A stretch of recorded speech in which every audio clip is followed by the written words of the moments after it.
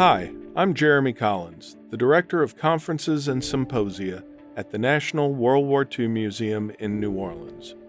You're listening to World War II on Topic, Veteran Voices. Today's episode is brought to you by the museum's Media Center and Education Department. Back in 2020, Seth Paridon had a special conversation with Medal of Honor recipient and museum champion Hershel Woody Williams to commemorate the 75th anniversary of the Battle of Iwo Jima. Woody shares his experiences and memories of the brutal 36-day fight, as well as his post-war efforts to establish a memorial to Gold Star families in all 50 states.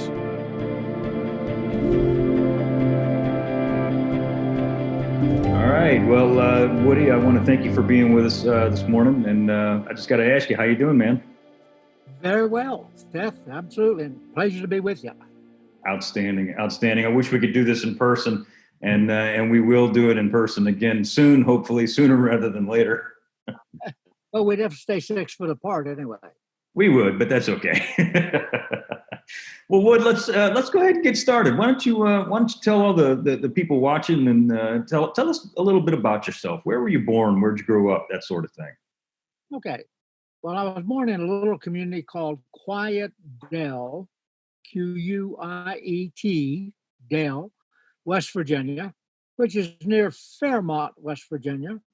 And my father started a dairy farm, and I was born off the dairy farm, but we got to the dairy farm when I was about 5 years old. And I was raised on a dairy farm. We had a number of milk cows. Back in those days, there were no grocery stores on the corner. So people had to depend on farmers to deliver produce to their homes. That was the only way they could get it. And so we had a route, what we called a milk route, and we would load our little Model A, first the Model T Ford and then the Model A Ford with produce, milk, butter, cream, vegetables if they wanted them, and we would deliver those to individual houses. The milk in those days came in glass bottles, and you could either get a pint or a quart. And we would, during the summer months when we were out of school, we kids would deliver the milk to the houses. During the wintertime, my father and those that had already been through school, they had to do it. But we'd stand on the running board, and of course that's an old term. Nobody has running boards anymore. We'd stand on the running board of the pickup, and when we'd come to the house that wanted a quart of milk that day or every day, we would grab the milk, run to the house, set it on the porch or on the steps, grab the empty bottle and run back to the pickup and go through our route that day. And we did that every morning, 7 days a week, because we had to deliver 7 days a week. So that's how I grew up, and I stayed on the farm until I was about 16 years old. What happened when you were 16? Where'd you go? Well, my next brother up, by the way, there were 11 in our family, and I was the last to get here. And my brother next to me, when he was 16, he was not particularly fond of farming, so he joined what was known in those days as the Civilian Conservation Corps. We called it the 3 C's. And we had a number of those camps in West Virginia. So he joined one of those, and they were paying the big sum of $21 a month at that time. So he went to a camp in West Virginia, and I'm about a year and a half, or not quite that, younger than he. So when I got to be 16, since he would come home every once in a while and he'd have a little bit of money, I thought, well, I'm going to do that so I can get some money. And of course, my mother was not very happy with this young boy. But I went in when I was 16 thinking I would go to the same camp where he was, because I didn't know we had any others. And instead of that, They sent me to a different camp in West Virginia. Then eventually they sent me to a little town called Whitehall, Montana. Oh, wow. I thought, I'll never get home. This is the end of me. There's no way I'll ever find my way back to West Virginia. So I spent, that's where I was when Pearl Harbor was bombed.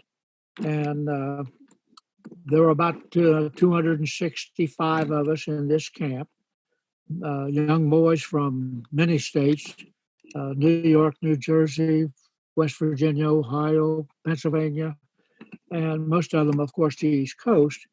But the CCCs were run by the military. They're run by the Army. We had a commanding officer, and we had a first sergeant and a mess sergeant and some clerks that did the office work, Army boys. And they offered us the opportunity, if we wanted to go straight into the Army. And I had two brothers that had already been drafted in 1940. They were drafted in 1941. And they were already sent to Europe. And I didn't particularly, or wasn't particularly fond of the Army uniform. I was more fond of the Marine Corps dress blues uniform. So I decided I'm going to go to the one that has the nicest uniform. I didn't know about the Marine Corps, but I like the uniform. You're not the first Marine that's ever told me that either, by the way. I just got to tell you, I've interviewed a lot of guys over my career here at the museum, and you are definitely not the Lone Ranger when it came to that. Well, so you joined the Corps to get a fancy blue suit. We understand that, but That's right. did you? You could find a girl in a blue suit easier than you could that old brown ugly thing that the Army had to wear. No doubt. Well, when exactly did you join the Corps? When was this? I tried to go in just as soon as I got home from the CCCs. I was still only 17 years old. I hadn't reached my 18th birthday yet. And my mother was still trying to run the farm because my dad had died when I was 11 years old. And so she was still trying to run the farm. And when I asked her if she would sign a paper so I could go in the Marine Corps at 17, she said no. She needed me on the farm and would not sign the paper. Well, then when I became 18 in October, so in November, against her better wishes, I went to go into the Marine Corps. I didn't know anything about war. I didn't realize I would even be leaving the United States of America. My only thinking was at that time that all of us going into the military, knowing nothing about what was happening overseas because we had no radio, we had no newspaper service, so we didn't know what was going on in the world. Okay. And I thought we'd just stay in the United States. And I went in primarily to protect my freedom and our country. And that's all I thought I was going to do. Never realizing that I would eventually end up in the South Pacific. Right. Well, tell me a little bit about your boot training. I mean, Marine Corps boot camp is infamous, especially during World War II. Being a farm boy and having been in the CCCs, like you said, you kind of had some experience with a rougher type of life, especially in the 3 Cs. But what was boot camp like for you, though? Well, I and 5 other West Virginians in my group at that particular time, and we were not the only ones that this happened to, but the only 2 camps we had, or boot camps we had, was one in San Diego and Parris Island, South Carolina. So the one in South Carolina was getting so many people wanting to be in the Marine Corps from the East Coast that they couldn't handle all the people wanting in. They didn't have trained drill instructors to train them, didn't have housing to house them. So they began forming troop trains. They called it a troop train, and it started somewhere in the South, and as it would come up through all the states, Tennessee, North Carolina, South Carolina, Virginia, and West Virginia, it would pick up a few people that were going into the Marine Corps, and there were 6 of us in my little group that had been designated to go to San Diego, California for boot camp. And of course, we as West Virginians, we didn't even know they had a camp out there. In fact, we didn't know they had any camp anywhere, but we went to California, which is very unusual because most East Coast people go to Parris Island. And so we ended up in California boot camp. I didn't have any trouble with boot camp, and I think it was because we were raised in such a way that my dad, before he died, was very firm in what he would tell you, and he wanted you to know that he would tell you only one time. He didn't want to have to repeat himself, and he would make that very clear to you. So we were used to taking orders and doing whatever we were told to do. And when you got in boot camp, that's what you had to do. The drill instructor was telling you things that you were going to do that you never dreamed that you would be doing. But I didn't question that at all. He was the authority. He was the person that knew what he was doing. And fortunately, by the time I got in there in May of 1943, I might add that when I tried to get in November of 42, they turned me down because I was too short at that time. I didn't grow any. They just changed the height requirement. So then in 43, they began taking individuals that were a little shorter than the normal. And so when I got to boot camp in 43, number of the drill instructors are individuals who had already been in combat and had been brought back to the States so they could train the new people with more realism than you could if you had never been in combat.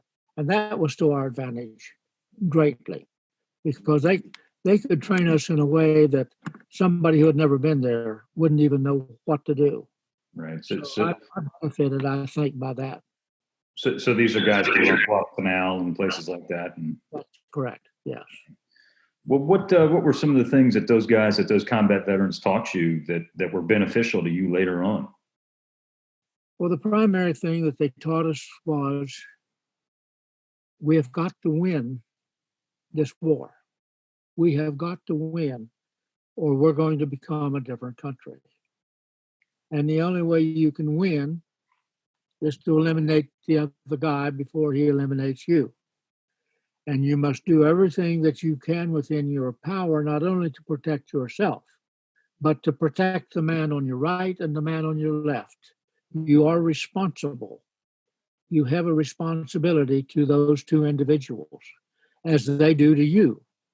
And that was a very basic thing that they taught us. And it built a relationship between people that I don't believe would have ever existed otherwise, because it gave us a different concept of what our responsibility was. In addition to winning and doing everything we could to win, it gave us the responsibility of looking out for our fellow Marine.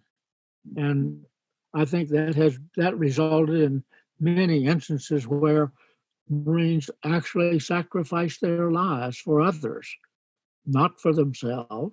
They did it to protect that individual on their right or their left. So that was, I think, extremely beneficial to all of us. Yeah. And there's no higher calling than sacrificing yourself for those you love. And that is for sure. Yeah. Was there anything now you were trained, all Marine are trained as riflemen, everybody knows that, but did you get any specialized training in boot camp, or did you get weapons training after boot camp? After boot camp, yes. Okay. When we graduated boot camp, the first training that our group received, and it was kind of a new thing at the time, was we began to get a lot of tanks in the Marine Corps, and nobody knew how to function with them. What do you do with it? If the tanks are leading a charge, what do you do as an individual accompanying that tank?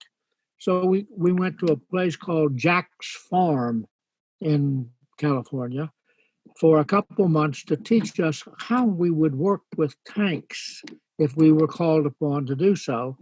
And then following that, we went into very basic infantry training of how to fight in combat. And we did that for several months. And of course, the conditioning hikes of 10, 20 miles, full pack, half pack, and all of that, that was to get you in shape so that you had enough strength and energy and knowledge that you could participate for long hours without giving up. So on one of those 10-mile hikes, I got up one morning and I had a high temperature. I had no idea what, because we didn't know how to take temperatures back in those days. We thought it had to be done by a professional somebody with a thing they stick in your mouth. But I woke up with a high temperature, feeling terrible. But I felt like I had to make that 10-mile hike. And I made it till noon, barely. But when we stopped for our lunch at noon, I passed out. And they called the ambulance and took my temperature, and I was running 105, and they slapped me in an ambulance and rushed me to the hospital on the base. And then they put me in ice, or put ice around me to get my temperature down. And a couple of days later, I recovered enough that the doctor said, well, we're going to have to take your tonsils out because they're terribly infected. And a friend of one of my buddies in my platoon had come to visit me, and he had told me, he wasn't supposed to, but he did, that we were shipping out on the day that we were leaving the United States to go to the Pacific. And I had that information, and so I said to the doctor, I'm going to get out of here. I'm going to leave because I want to go with my outfit.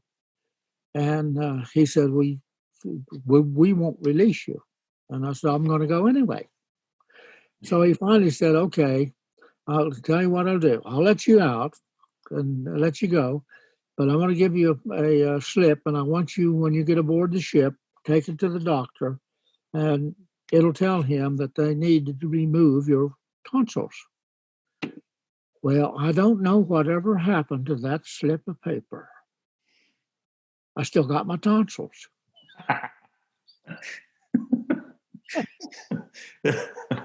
So you get aboard ship. I like that, by the way. That's a good one. You get aboard ship, and where do you go to? Are you going to Hawaii? Is that where you pick up the 3rd Division, or where do you go from there? Oh, we go from California to a place called New Caledonia. Okay. And it was a French-owned island, and it was what they called a replacement center. As Marines were being shipped to the South Pacific, they would go to New Caledonia, and from there, they would then be designated to go to whatever outfit they were going to serve with. And so from New Caledonia, my group was designated to go with the 3rd Marine Division, which at the moment was having a fight on Bougainville. And we were to go to Bougainville to help them out because they'd lost so many people, and both killed and wounded. And we were to join that battle. So they sent us to Guadalcanal first to outfit us and get us all the equipment that we would need, because we didn't have any. And while we were there, the Marines on Bougainville overpowered the enemy, and sufficiently that they could say that the island was secure. And the 3rd Marine Division then came to Guadalcanal, and that's where I joined them. I got you. So you're a boot, really, still. I mean, you're a Marine, but you've never seen anything other than, Hawaii and not Hawaii, California and New Caledonia. That's How did correct. those Bougainville veterans treat you when you got into that unit? Very well. Yeah. Marines had no difficulty in getting along with each other. There was that camaraderie that, well, I'm prejudiced, I'll have to say that, first of all. But I think there is a closeness between Marines because of the type of training that you receive, the emphasis that is put on your responsibility to each other. And so you just fit in. When you just join and you're a part of them, period. Yeah. But that's where we first got the flamethrower. We had never heard of a flamethrower. Didn't know such a thing existed. And we got to Guadalcanal in December of 1943. In January 1944, these huge wooden boxes or crates came to our company. And we had a number of them. I don't remember the number now, but had a great number of them. And we had no idea what was in them when they arrived. But we broke the crates open, and here's this piece of equipment that none of us had ever seen before. And it was a flamethrower. And very strange looking piece of equipment. But it had a manual with it that told us all the parts and how to make, what fuel to use and that sort of information, and how to take it apart and put it together, and how to service it and what to use in it. But it didn't have any instructions of how to use it in combat. What do you do with it? No. So we had to figure that out by ourselves. And as a result of this new weapon, the company formed a new unit within the company called a Special Weapons Unit. And I was a rifleman, but I'd also been put in a squad where I had a Browning automatic rifle, a bar, we called it. And I was the barman in the squad. And for whatever reason, they just selected 6 of us to be in this Special Weapons Unit. And I was one of those selected. And so we began figuring out how to use it. And we had tested all kinds of stuff in it to see its effectiveness. It had with it, when it arrived, a powder, a bag of powder and some cellophane bag, and it told how to mix that with gasoline, how much gasoline to mix with it, and it would turn it into a gel, almost like Jell-O, except that it was sticky, real sticky, and it had phosphorus in it. So we named it a phosphorus gel. Whether that was right or not, that was our own term we came up with. But we put that in the flamethrower and, of course, put air on it, compressed air, which would force it out of the flamethrower. And it was like shooting a water hose because it was just one steady stream. And the flamethrower with that stuff in it, or fuel or whatever we used in them, they would weigh about 70 pounds. And it had what we called matches in the gun part of it to set the fuel on flame as it came out of the weapon. And this phosphorus gel, when we would shoot it, you couldn't aim it because you're shooting from the hip. And it didn't last very long, and you couldn't get a whole lot of distance out of it because it was heavy. Gel, it had a lot of weight to it. And so it wasn't really, in the opinion of my gunnery sergeant, very effective. So he began experimenting with other kinds of fuel, gasoline and motor oil, and gasoline and kerosene, and gasoline and diesel fuel. And he finally came up with a mixture that diesel fuel and 82 octane gasoline was pretty effective, but it still didn't have a great amount of heat to it. And where he got the idea, I have no idea. But he decided that if we had some airplane gasoline, which was about 130 octane, that we could mix with diesel fuel, it would be more effective. You'd have more heat, and you could get more distance out of the flamethrower. So he went someplace, somehow got a 55-gallon drum of airplane gasoline, and so that's what we started using and mixing, and that's eventually what we ended up with. And you could get, if you fired the flamethrower, it would only last 72 seconds, so you had to be very conservative in what you were doing in the way of length of firing it. If you would fire it onto the ground about 15 yards in front of you and roll it like a great big red fireball, you could roll it for another 15 or 20 yards and it would still be burning. And the flame then would just engulf whatever you were shooting at, a pillbox, a person, a cave, or whatever. And so that's what we finally ended up with. You were shooting in bursts though, weren't you? You weren't just holding it down. 2 or 3 second bursts. Yeah. Like a machine gun, like an automatic weapon. That's exactly right. Yeah. Otherwise, you're just wasting it. You know, after it does its damage, why follow through with more flame? It's already done its damage, because the minute it hits at burning of somewhere around 3,500 degree Fahrenheit, there's nothing can survive that. Right. So once it hit, you could stop your burst. Right, no doubt. Wood, I just before we get to Iwo, you went to Guam too, did you not? Or before Iwo Jima? Yeah, we were on Guam, of course, from I got there, as I said, in December, and the 3rd Division came in January.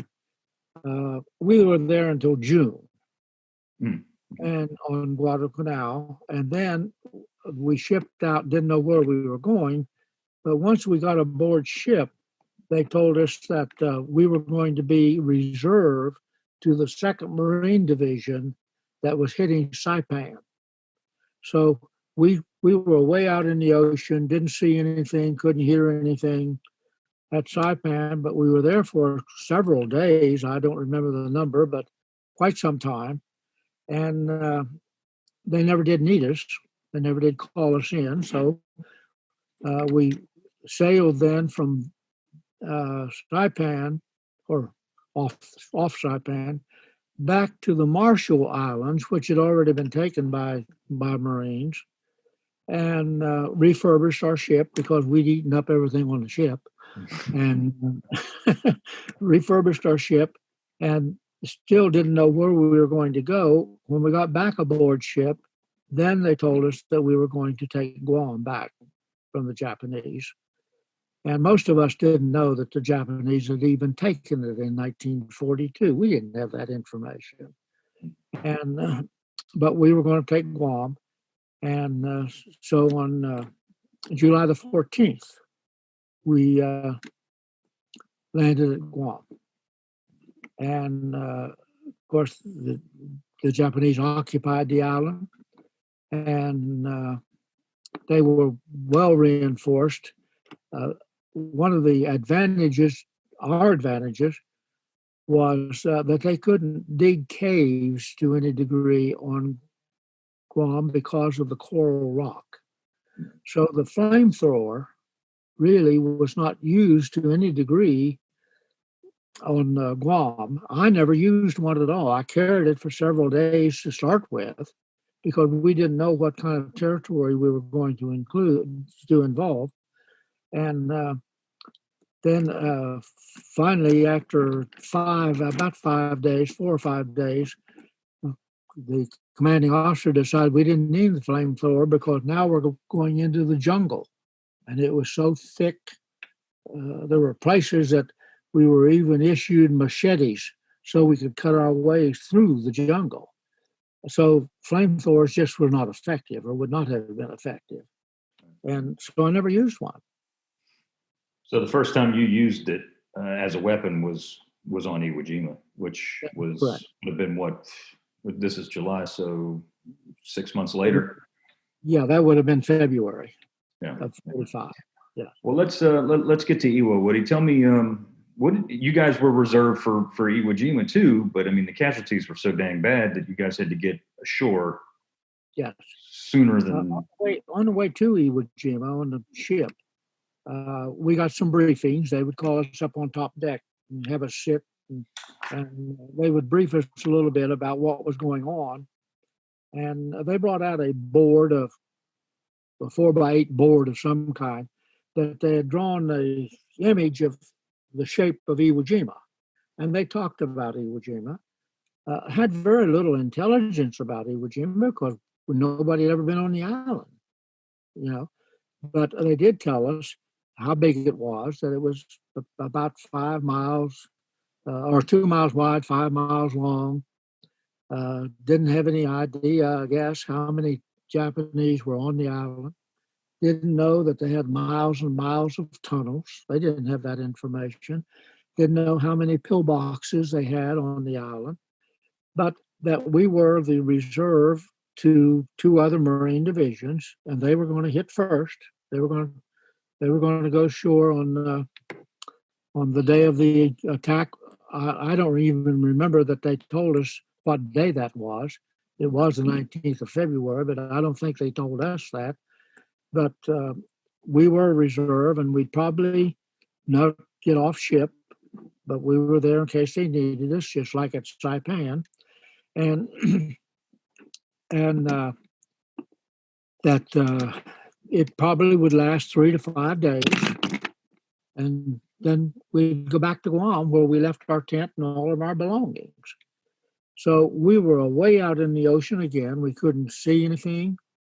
Occasionally we'd hear explosion. I think it was the big guns on the battle wagons that we were hearing. But occasionally from the top deck of the ship, you could hear an explosion. But we still didn't know what was happening on the island. There was no broadcast giving us a rundown of what was taking place. But midnight of the first day, over the loudspeaker of the ship, the word came that we were going to go ashore and that we would have chow at 0300. And I've never fully understood, and I've never had anybody that could adequately explain to me, why do you eat steak and eggs just before you're going into combat? But that's what we had that morning. We'd never had steak and eggs with the Navy before, but they gave us steak and eggs that morning. And so we got off the ship just before dawn into Higgins boats.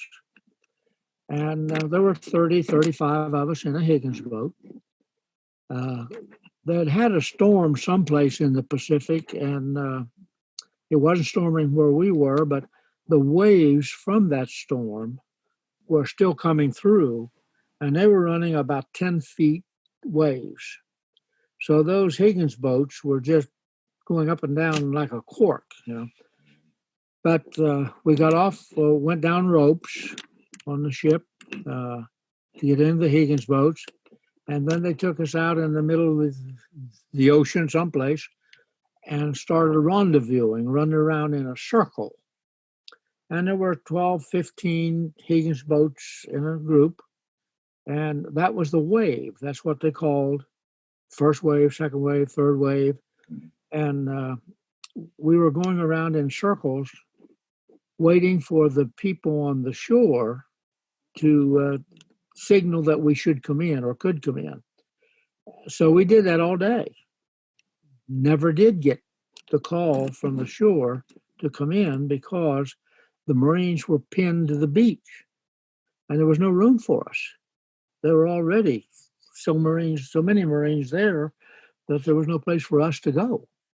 So they took us back aboard ship that night and went through the same rigmarole the next morning. I think we're the only group in the world that the Navy ever served eggs and steak and eggs twice in a row. I like to think that anyway. But then we disembarked again before dawn and went back to the rendezvous area. And then a little before noon, the Marines on the beach had been able to break through and head to Mount Suribachi. That gave us room so that we would have some place to land when we got there. So we went in actually on the 21st of February. So the battle was 2 days old when we got there. So your actions for which you were awarded that medal that's hanging around your neck right now occurred 2 days later, right on the 23rd. That is correct. Yes. Can you tell us? Can you tell us about that? Yes. The airfield, the first airfield that we hit. Of course, there was no. You had to cross the airfield because it covered such a space that you had to go across it to advance. And and going across the airfield, you had no protection. The only protection you might find would be a shell crater where we had bombed the airfield, and there would be a small hole in the ground, maybe 6 or 8 feet in diameter, but not very deep. And you'd run and get in one of those holes. That was the only protection that you could find. So as we would jump up and run from hole to hole or try to cross the airfield, we lost a tremendous number of our Marines in our company because they were set up to protect the airfield, and these pillboxes were built in such a way that they had open fire on all the airfield, and they were built in kind of a pod of three, so that if you approach one pillbox, one of the others could also see you, so they could get you in a crossfire. So once we got across the airfield, then we began to try to advance to take those pillboxes, or at least to eliminate the enemy within them. And as we would jump up and run toward the pillbox, they had an open field of fire, and we didn't. All we had was the aperture in the front of the pillbox. And the pillboxes were built out of reinforced concrete. So a bazooka wouldn't even dent them much. And a rifle didn't do anything, of course, to try to penetrate 2 foot of concrete. So the only target we had was this aperture in the front where they were shooting out of. So they got a great number of us as we would several times try to advance, then we'd have to back off, try again, back off, lose Marines every time. So on a little before noon of that day, my commanding officer had lost all of his officers except 2. Most of our squad leaders were gone. We were chaotic. Our formations were just chaotic. No more real organization within the group. But I was in headquarters company at that time, and my job as the corporal was to supply the 6 Marines that were in that special weapons unit with flamethrower or demolitions when they needed them. And when the commanding officer or the platoon leader would say, we need this cave sealed, or we need flamethrower on this pillbox, they would then come and get the material that they needed, whatever it was. And it was my job to make sure everything was ready to go when they needed it. But by that day, a little before noon, those 6 Marines were no longer existent. I didn't have any. I didn't know whether they had been killed or wounded because it was so chaotic. There was no information being passed around to tell who was getting hit, who was getting killed. None of that ever funneled down to us. And my company commander called for a meeting of all of the non-commissioned officers. As a corporal, I was not one. I had to be a sergeant or above to be a non-commissioned officer. And so I wasn't going to go. Didn't include me, I didn't think. But my first sergeant, who was still living at that time, told me, you are to go. So I joined the group, and we formed in a great big shell crater that probably a battle wagon explosive had created, so that we could get down below ground level, so that they couldn't continue to shoot at us. And we formed in that hole, and there, as I recall, looking in my mind, I see around that hole 12, 15 of we Marines, and the company commander was talking to us, trying to figure out, I guess, what we're going to do. And then he asked me if I thought I could do something with the flamethrower. I was the only one left in my company. And I have no idea what I said. When we got back to Guam, some of the Marines that had been in that group said that I had replied, I'll try. So he gave me 4 Marines to give me some protection and told me to pick 4 Marines. I picked 4, picked 2 out of my own squad that I had been serving with. And I picked 2 other Marines. I had no idea who they were, where they were from, or who they belonged to. They were just Marines. And I picked those 2 and set them up where I wanted to put them so that they could shoot at the pillbox to give me some protection as I would try to get to it with a flamethrower. And so I went to work. That was my job. I wasn't doing anything special. I was doing what I'd been trained to do by other Marines. And had they not trained me, I couldn't have done it. So over a period of about 4 hours, much of which I do not remember, is just as blank as can be. But over a period of about 4 hours, I was able to eliminate the enemy within 7 of those pillboxes. And in the process, those 2 Marines that I'd selected that I didn't know sacrificed their lives. They were killed that day protecting me. I didn't know that. I had no knowledge of that until after we got back to Guam. Still didn't know who they were, what outfit they belonged to, or anything else. And few of those instances during that 4 hours are so vivid in my mind, I'll never get rid of them. I'll take them with me when I go. And some I've completely have no memory of. And I've always attributed that a little bit to fear. Yet I realized, I think I did then, and I certainly do now, that you can't maneuver, you can't operate under fear. It won't work.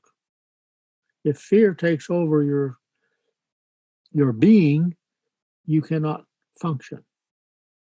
But yet I think I didn't want to remember it, or fear took it away, or whatever, but there's just much of it I don't remember. Tell us, if you don't mind, Woody, if you'd like to, can you tell us about a couple of the things that you do remember from that incident? One of them, of course, is still very vivid in my mind. I was approaching the pillbox. I was crawling on my belly, and I was crawling up a ditch. And this is still very vivid in my mind after all these 75 years. I was crawling up this ditch because I wanted to get close enough that I could fire the flame into the pillbox where they were shooting out of the pillbox with a machine gun. They called it a Nambu. It was a 31 caliber machine gun, really. But they called it a Nambu, and it fired more rounds per minute than our 30 caliber did. And they were pretty smart in many, many ways. They made that thing a 31 caliber machine gun, which meant they could use our 30 caliber ammunition. So if they could catch a Marine that had a bandolier on him with 30 caliber machine weapons or bullets, they could take that and they could use that against us. We couldn't use their 31 in our weapon. It wouldn't work, you know. So, but they were shooting at me with this Nambu, and it reached a point where the Nambu bullets were ricocheting off of my off of my flamethrower. And I can remember that, the noise, not only the noise, but the vibration. But I kept crawling forward, and then I saw a little bit of smoke coming out of the top of this pillbox. It was a large pillbox. I can remember that. And so they had piled sand up on top of the pillboxes to protect the pillbox. If you dropped a bomb on it or a piece of artillery on it, it would land in the sand and not hit the structure itself, which would take the shock away. And when they did that, the sand, of course, they were throwing it up on the pillbox, and it was sloped off of the pillbox. So I crawled up the side of the pillbox where that little curl of smoke was, because I figured there was some kind of an opening up there, and maybe I could get my flame in the pillbox through that. And sure enough, when I got up there, here's this little pipe sticking up out of the top, because they cooked, they ate, they lived in that pillbox. So they used charcoal as their fuel. And of course, it had smoke to it. So they put that pipe in there to take the smoke out of the pillbox. And that or something was causing that smoke to come out. Probably smoke from the ammunition, but I don't know that. But I put the flame down that little pipe that was in the top of it, and of course eliminated the enemy within. So that's still very vivid. One other occasion when I was approaching a pillbox, I was almost close enough that I could fire my flamethrower when they came charging out of the pillbox. Their back door to the pillbox was on the back side, and they came charging out. The number, I have no idea. There was just bodies. That's all that's in my mind. I just see several bodies running toward me with rifles and bayonets. And I hit them with a burst of flame. And of course, they were gone. Those are the two most vivid things that stick in my mind that day. Amazing.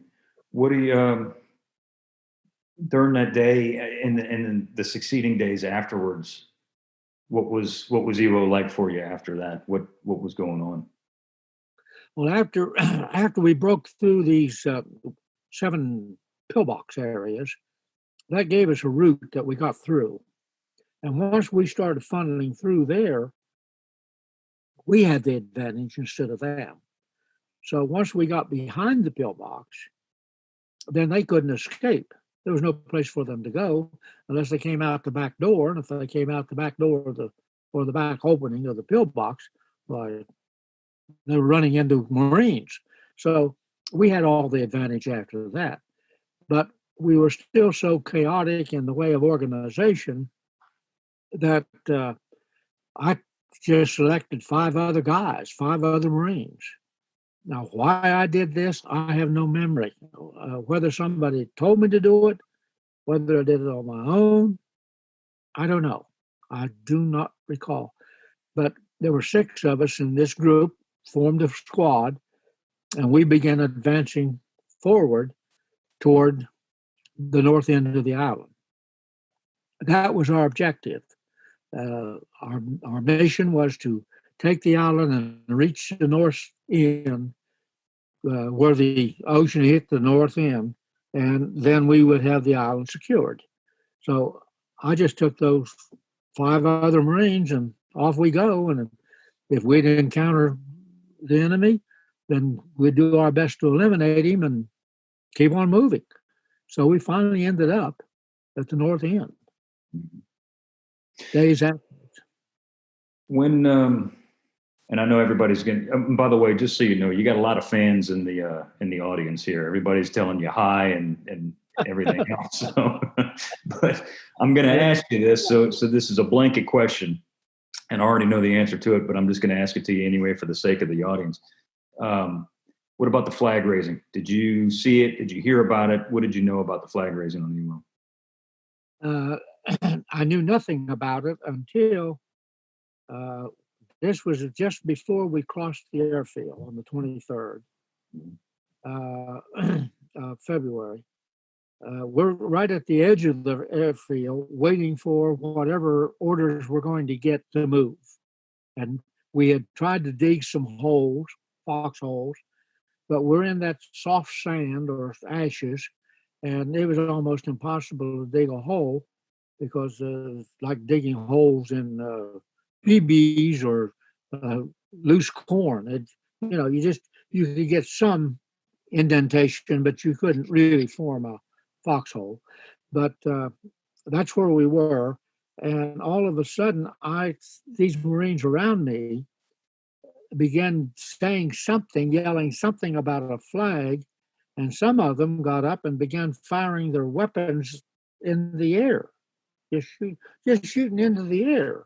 And that's the first thing that I noticed. But they're all looking back toward, back over my back or back over my shoulder toward Mount Suribachi. I didn't even know anything about Mount Suribachi at that point in time. As far as I'm concerned, it was just a hill. Looked like a West Virginia hill to me. But it was just a hill. And but I noticed this, and then I looked around, and here's Old Glory flying up on top of that hill. And so, monkey see, monkey do. I began firing my weapon a few times, just celebrating. That's what we were doing. Yeah. But it was one of those things that probably couldn't have happened at a more appropriate time to lift the spirits of the Marines. Because when we landed on the beach, just a couple days before that, everything was blown up, scattered all over the beach. There were packs laying everywhere. There were all kinds of medical stuff strewn all over the sand. But the thing that sticks more with me than anything else is when I got off the Higgins boat, the first thing I saw were stacks of Marines rolled in ponchos right along the beach edge because we had no place to bury them. And yet we had lost such a tremendous number in the first few days. And that memory has never gone away. Eventually, of course, we did take a bulldozer, or they did, the engineers, and dig a trench and put them in trenches, covered them over in temporary cemetery, stretched a rope, put a dog tag in front of each Marine, and then eventually they built 3 different cemeteries on the island for each division. So each division could have their own, buried in their own cemetery. But some of those memories will never go away. Yeah. Can understand. What if you would tell us when did you hear that you were going to be awarded the Medal of Honor? Well, in fact, Iwo Jima and following, I had never heard of the Medal of Honor. I didn't know such a thing existed. And the only clue that I had that something was happening was I was sitting in my tent one day, and this individual, I didn't know him, he stuck his head in the tent opening and said, "Is there a Williams in here?" And my bunk was the first one on the right. And I said, "Yeah, I'm Williams." And he said, "Well, I'm from Salem, West Virginia." And we had no West Virginians in my outfit at all. None. As far as I was concerned, as far as I'm concerned, I was the only West Virginian in the whole outfit. So he said, "I'm from Salem, West Virginia, and I am in regiment." In other words, the next unit up, the bigger unit up. And he said, "I just typed up something to get you a medal." And I said, "What medal?" And he said, "I don't know." And then he left. I never did see him again. Don't even know who he was. So I thought at that point in time it was my Purple Heart. I had not received, or none of us had received our Purple Hearts from Iwo yet when that happened. And so I figured that must be the Purple Heart. I did know about a Purple Heart, but because some of the individuals in our outfit had been, as I said, on Bougainville, so some of them had Purple Hearts. So I knew about those. But nothing else happened. Didn't hear anything from anybody. I do remember some people coming around and talking to other people in our company about what happened on Iwo Jima, but I was told it was to get the history of what had happened. So in September of 45, my first sergeant called me to his tent and told me that I should get in my khaki pants and shirt and tie, had to wear a tie, and that I was going to go see the general. Where were you at this time? You were on Guam still? Yeah, I was on Guam. Yeah. Okay. And I said, "What for?" And I won't tell you what he said, but he said, "I don't know." But anyway, he said, "That's what I've told to, go get your khaki on." Well, when we wore khaki every Saturday morning for inspection. So every Saturday morning we had to iron our khaki. We had one iron in the tent, and we had built a little table around the flagpole or the tent pole so we could iron our khaki and have the little crease in them and have all the wrinkles out. Then we'd have to stick them back in our sea bag, and they'd just wrinkle back up again. We didn't have any lockers or anything like that. And so I went and got my khaki out and ironed them up and went back to his tent. And when I got there was a Jeep waiting for me. And had a little Marine driving the Jeep. So I got in the Jeep, and I had never been to the general's area. That was off ground as far as we were concerned. And so he drove me to the general's tent, which was quite a distance away, several miles away. And when I got there, there was a colonel standing out in front of the tent.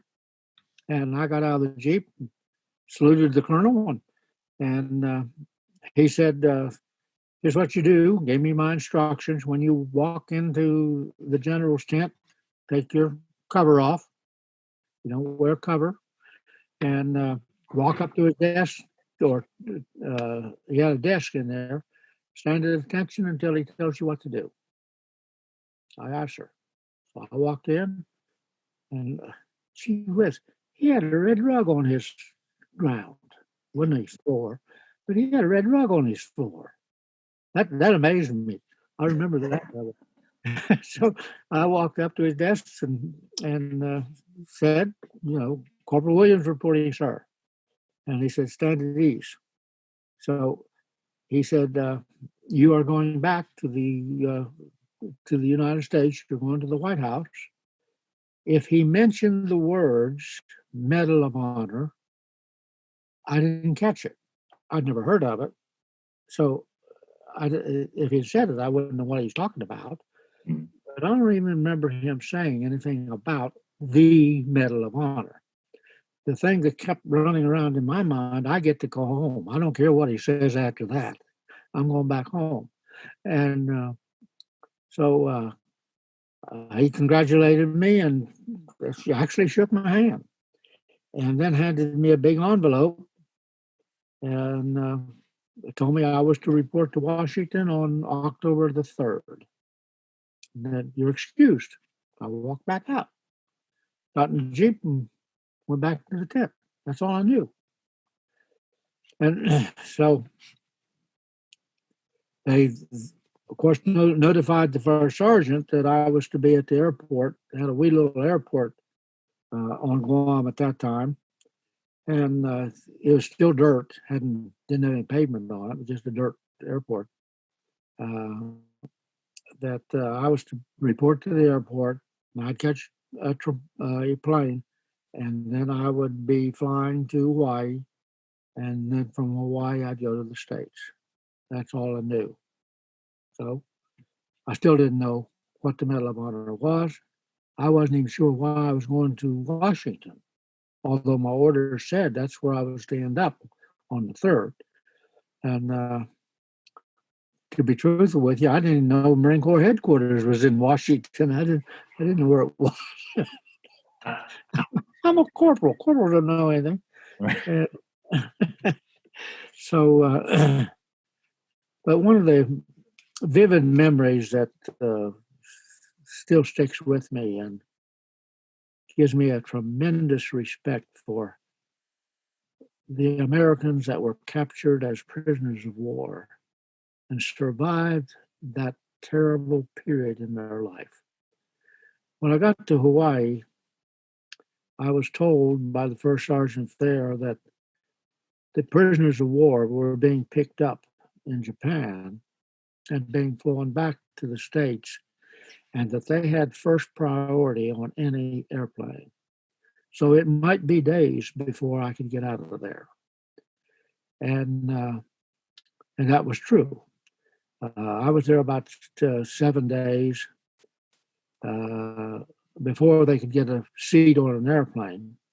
And finally, an airplane was flying from Hawaii to someplace in Michigan that I learned later.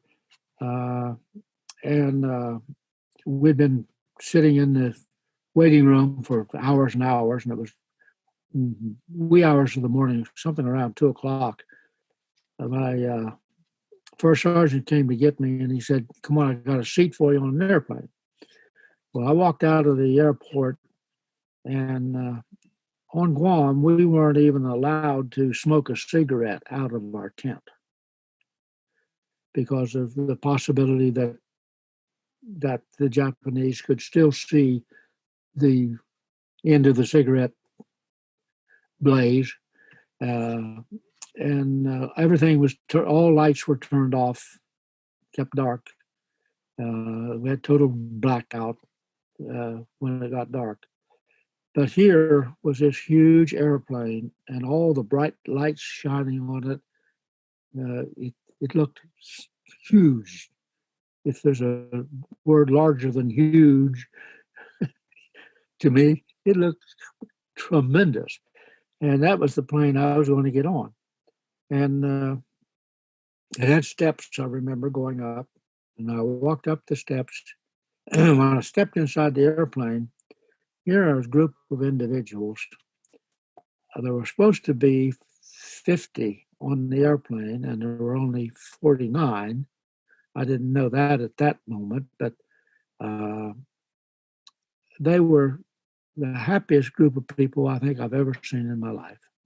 Some of those guys have been there for 5 years and 4 years and 3 years, and they were so emaciated. Their eyeballs, their eye sockets were sunk in. Their bones were all showing. Men who weighed 160 and 80 pounds now weighed 80 and 90 pounds. It was just such a vision. But it was the happiest group of people I believe I've ever seen because they're going home. And finally the plane took off, and I got the first seat up front. And I'm sitting by a former prisoner of war that had been a prisoner for several years. And I was, of course, curious about that because I knew nothing about it. And I was asking him questions about it. And he explained to me that that group was working in a coal mine, and that you had to walk into the coal mine, and then you had to dig coal all day and walk back out. And if on the way back up, if you couldn't make it, you were gone. So it was explaining all that to me. And but then he finally made a statement that I've used many times and still remember very vividly. You will never really know what freedom is until you have lost it. That is stuck. I can imagine that. I think that's an untold story. Well, I don't want to say untold, but that's not a very well-known story of World War II, especially in the Pacific, as the American prisoners, well, any Allied prisoners of war, and the way they were mistreated. That's something that people should learn about for sure. Well, Wood, we're starting to run a little short on time, but let me ask you something, and I want to get to your cause too here in just a minute, but I just want to ask you one final question. That medal that hangs around your neck, what does that medal represent to you? What does that Medal of Honor mean to you personally? Well, once I learned, and it was years later that I did, that these two Marines had sacrificed their lives protecting mine, even though I didn't know who they were. I said at that time and continued to say afterwards, I wear it in their honor, not mine.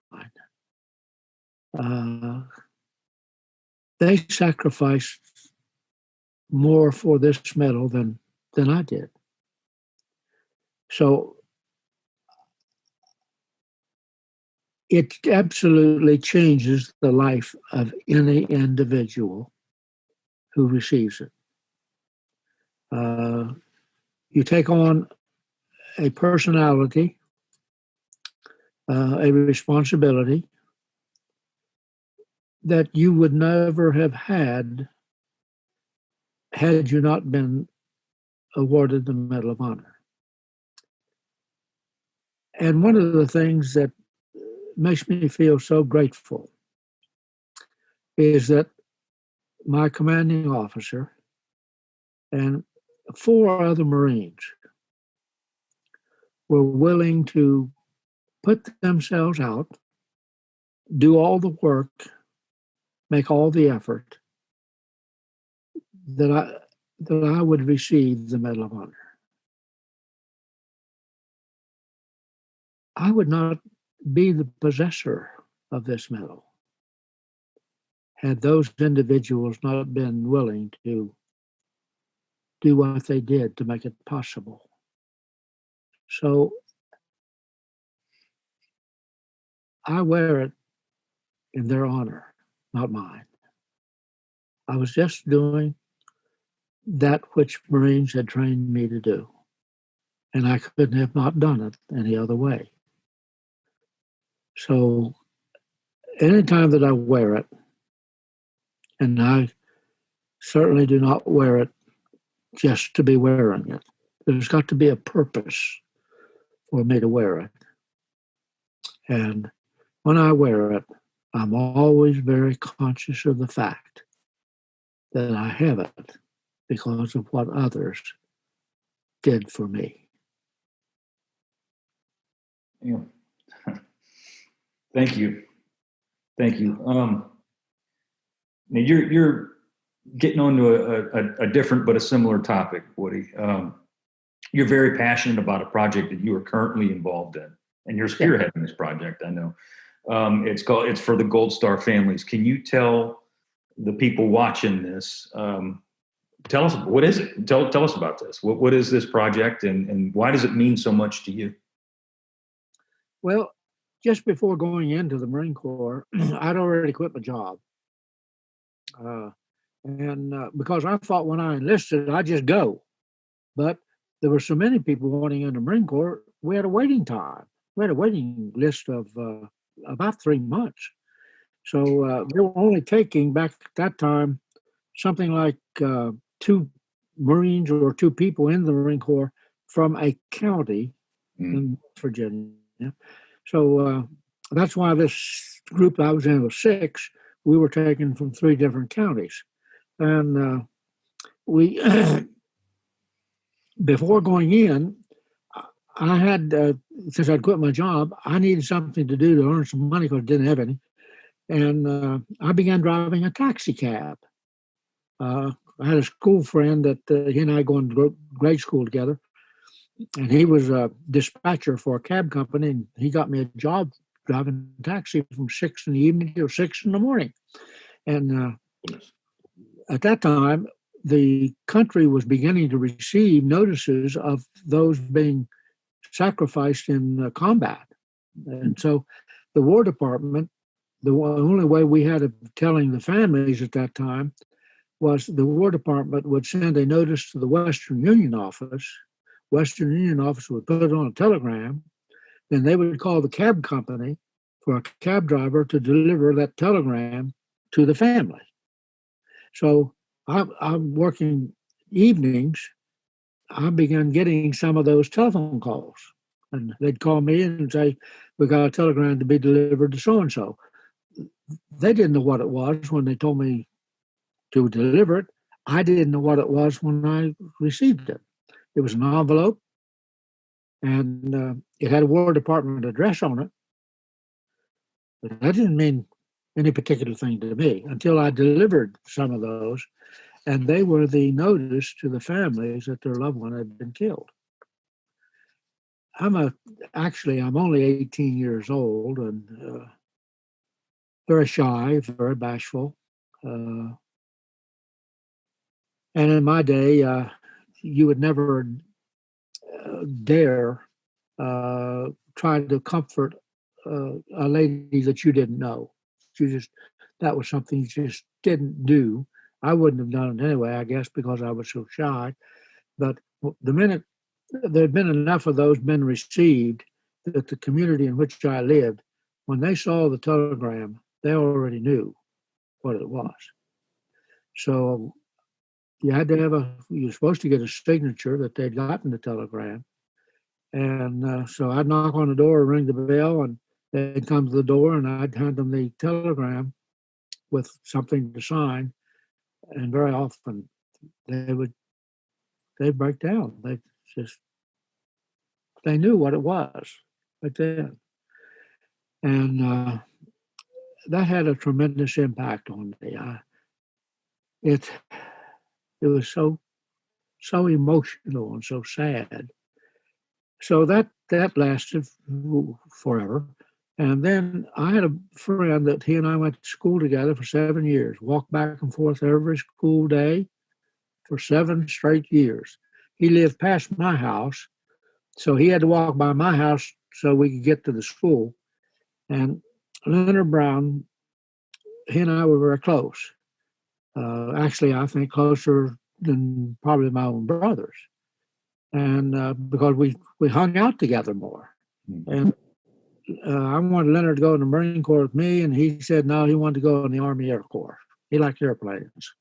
So he went in his direction, I went in mine, or we never corresponded, didn't know where each other was. I didn't know anything about him, but he became a nose gunner on a B-24 over the Philippines and got hit with some MACAC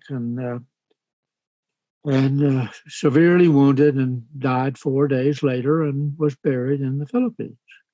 I didn't know any of that until I got home. When I got home, Mr. and Mrs. Brown, Mr. Brown particularly, was kind of a surrogate father to me because my father died, as I said, at 11.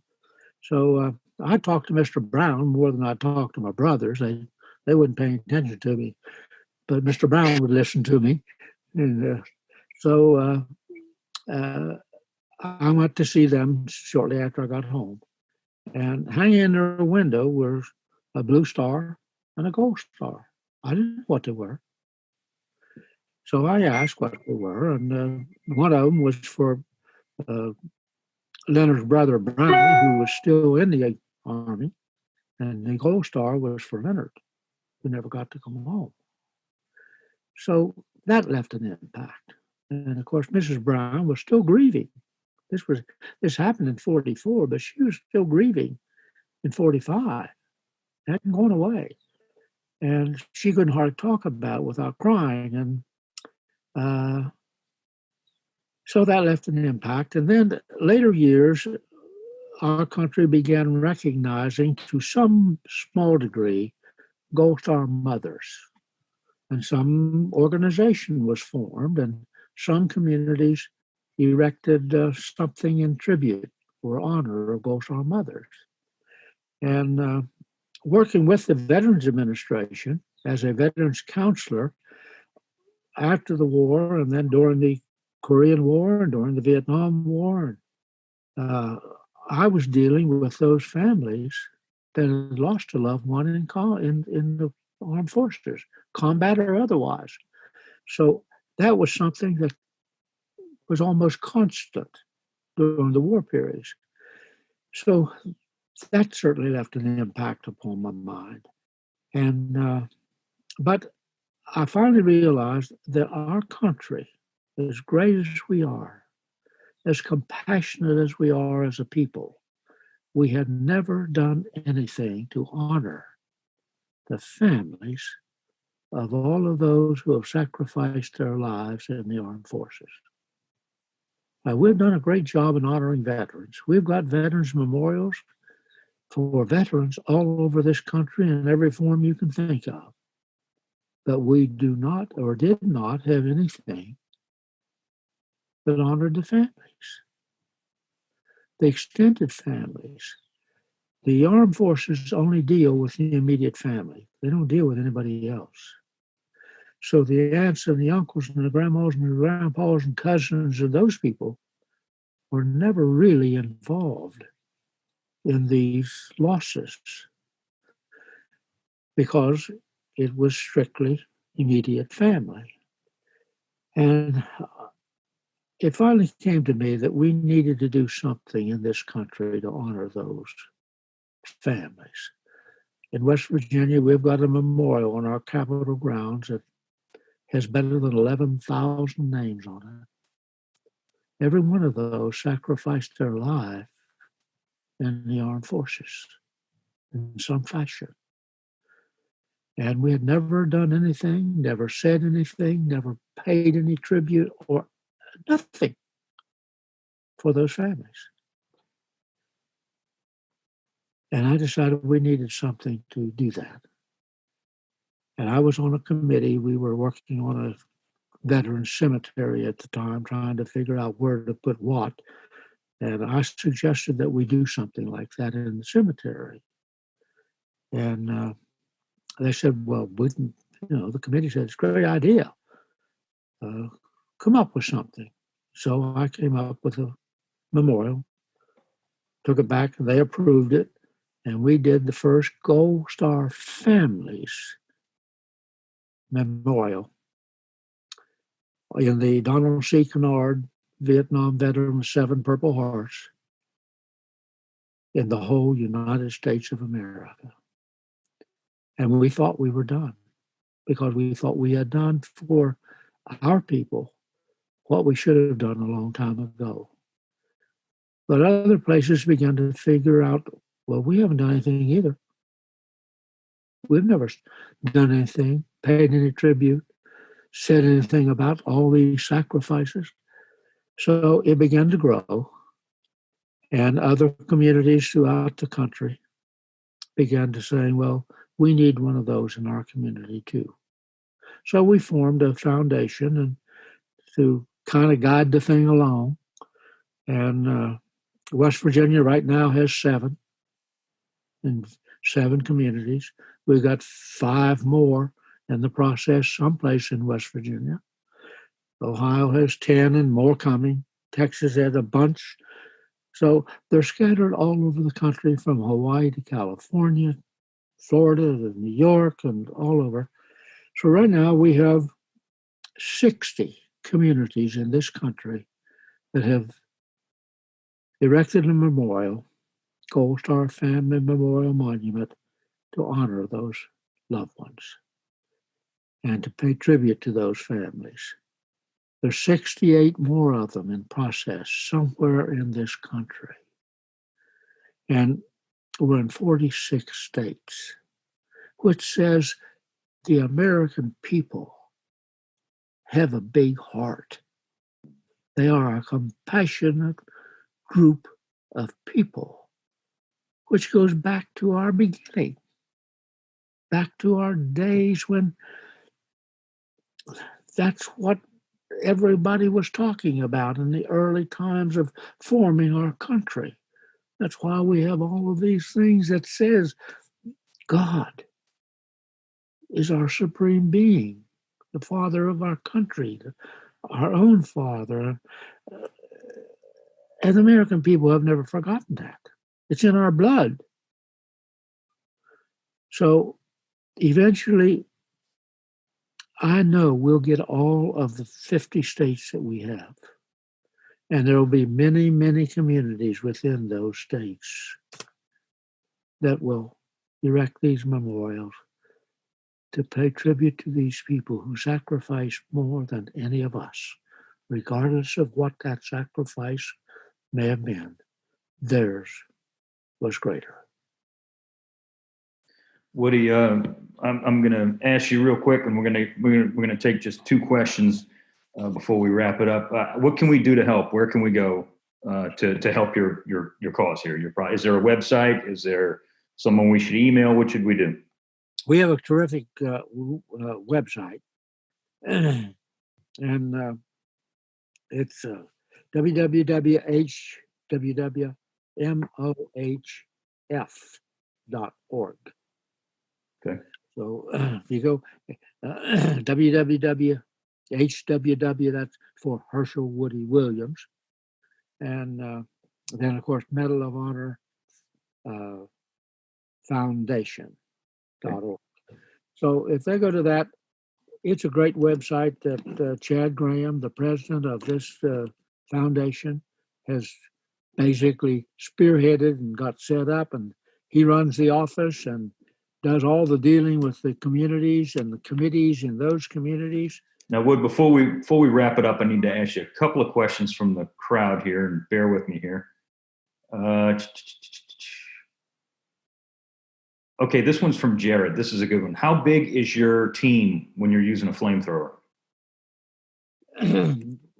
Normally, we would have one person using the flamethrower, period. In the early beginnings, we had what we called a pole charge man, who was to have a pole piece of lumber with explosive on the end of it, so that, and we called him pole charge man because that's what we call it, was a pole charge, that if we burned out a cave or pillbox, he was to follow the flamethrower operator and put the explosive in the cave or the pillbox, set it off to make sure that everybody in there was gone. Mm-hmm. But we didn't always have a pole charge man.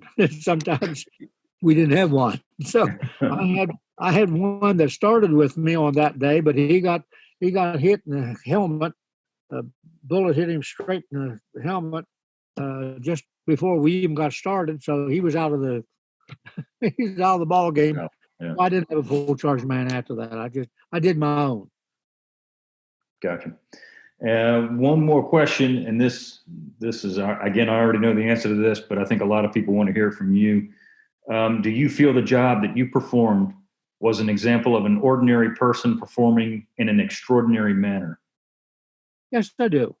Yes, I do. Yet, I think every flamethrower operator, and we had every company had flamethrower operators. Mm-hmm. So every flamethrower operator, I'm sure, would feel the same way, that this is my job. Mm-hmm. I'm not doing anything other than my job. If I'm a machine gunner, I'm doing my job. If I'm a mortarman, I'm doing my job. So as far as being doing something that is beyond what you would normally be expected to do. I don't think any of us felt that way. Well, that's exactly what I knew you would say. But still, it's good to hear it from your own mouth. Well, Woody, I want to thank you very, very, very much for coming on with us this morning. And like I said in the beginning, I wish it was face-to-face, but hey, this will work for now. And we'll see you again. And I want to thank everybody who's tuned in, Thank you for giving me this opportunity and listening to me all this time. And thank all the folks who are involved in this. And we greatly appreciate it, because we must not forget our history. There is a saying, if we forget our history, we have a tendency to repeat it. That is exactly right. Let's never, ever forget.